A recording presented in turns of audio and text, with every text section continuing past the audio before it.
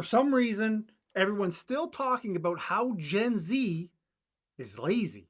They don't want to hustle. They leave at 5, like on the dot. They ask why before they say yes to anything. But what if we've been calling leadership potential a problem? Because the truth is, some of Gen Z's most criticized habits are exactly what older managers, not like me, like older than me, but older managers need to build modern, high trust, sustainable teams. These aren't signs of entitlement, they're signals. Signals of where work is going and what leadership now requires. So let's start with the one that drives older managers, older than me, but older managers up the wall. They won't respond after hours. And you're right, they won't. But here's the twist, that's not laziness, that's a boundary. And boundaries, they protect more than just time. They protect clarity, focus, and trust. When a Gen Z teammate signs off, they're not being difficult. Even though it feels that way, they're not. They're showing us the difference between availability and accountability. They're saying, if you want my best thinking, don't expect it in a half sleep, half stressed scroll at 10 p.m. I mean, honestly, they're not wrong. Teams don't burn out from a single all nighter. They burn out from the default expectation that leadership equals always being on. But when a manager protects space instead of filling it, everyone gets braver about boundaries, and suddenly the whole team starts to perform better during the time that actually matters. So here's the real mistake, thinking that urgency equals importance. It doesn't. Urgency creates speed, clarity creates the results. And Gen Z is forcing us to get more clear. Now, here's another one that the old boys hate. They question every freaking thing. Now, this can sting. You roll out a new initiative, and instead of getting the nods, you get, why are we doing this again? But you see, that question in and of itself is not disrespectful. It's a request for context. And when you stop defending and you start explaining, you should notice something interesting. They're not trying to be difficult. They're just trying to align. Old school leadership taught us to value execution over understanding. I think there's a phrase, it's on a need to know basis and you don't need to know. That's all wrong. You see, modern teams, they need meaning. They don't just want to know the what, but they need to know the why.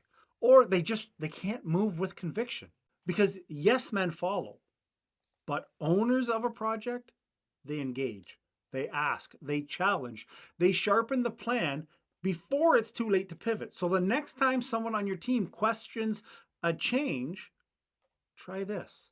Instead of shutting down, say, great question. Let's walk through the thinking behind this. You're not just answering a question, but you're modeling leadership clarity. And once your team sees how you think, they're going to start thinking with you, not just for you.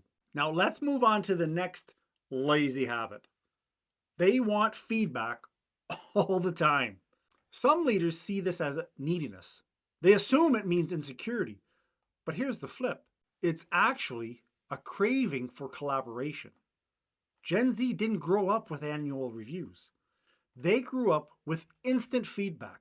Likes, comments, shares, replies. You could do any of that with this video, but you get the picture. Now, that's not always a good thing, but in the workplace, it tells us something powerful. They don't want a performance review. They want a performance vibe check. And that's what most teams are missing. If you're only giving feedback during quarterly reviews, you're not coaching. You're simply correcting. By then, it's too late. The damage is done, or worse, the wins are forgotten. But when you build feedback into the vibe of work, when it becomes normal, conversational, and two-way, your team learns faster. They perform sharper and they trust deeper. So no, it's not a cry for attention. It's a call for connection. And responding to that call is how you build leaders, not just employees. Now, quick side note, if this is hitting, hit subscribe because this is what we do on this channel week after week. We decode modern leadership so that you don't have to guess your way through it. Now, back with it with the next annoying habit. They don't want to climb the ladder. This one can be especially frustrating for those leaders who are raised on the idea that ambition equals achievement. But Gen Z isn't anti-ambition, they're anti-burnout. And the ladder doesn't just look steep to them. The fucking thing looks broken. They've seen way too many managers who sacrificed balance for a title. Too many leaders who lost trust in the pursuit of status. So when they say, I'm good where I am, they're not rejecting responsibility. They're rejecting a system that has not worked. But here's your opportunity. They're not asking for less growth. They're asking for different growth. More skill building, more impact, more freedom to shape their role instead of chasing someone else's. And when you listen to that, when you open paths that aren't just promotion, they move, and they move fast. See, this is where great managers are going to shine. They don't just hand out job titles, they build playgrounds of ownership. And Gen Z, they're ready to play, just not by the same old rules that I had. Older managers had. Now, this is the one that's going to ruffle some feathers. They prioritize mental health over work. And this gets misread as flakiness, or worse, they have a lack of grit.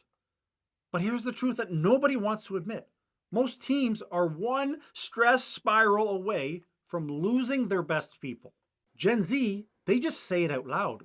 And I mean, thank God they do, because naming the pressure doesn't make you weak, it makes you honest. And honest teams are the most high-performing teams. So let's be clear, this isn't about spa days and, a self-care slogan. It's about psychological safety. If your team can't speak up when something's off, emotionally or operationally, you've already lost them.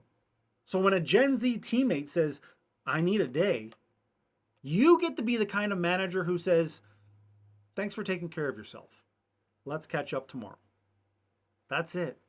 We don't need to go too deep into this because that one sentence builds more loyalty than 1,000 rushed check-ins ever could. And the kicker, when they come back tomorrow, they come back stronger. Not because they were forced to push through it, but because they were trusted to pause. That's not laziness. That's leadership literacy. And here's the real punchline to all of this. Every generation gets labeled. But what we call lazy today is often what becomes smart 5 years from now. Gen Z is not a problem to fix. They're a preview of how work is changing, of how leadership needs to evolve, of how teams thrive when managers stop demanding more and start designing better. So the next time someone calls Gen Z lazy, maybe we pump the brakes. Because what looks like resistance is often wisdom in disguise. And what feels uncomfortable today might be exactly what transforms your team tomorrow. And if you want the full system to lead this new era without burning out, micromanaging, or second guessing, start here with the Manager's Playbook. It's the leadership system tired managers, myself included, wish they had yesterday, with word-for-word scripts, delegation frameworks, and clarity rituals that actually work. Don't wait to feel ready. This right here changes everything.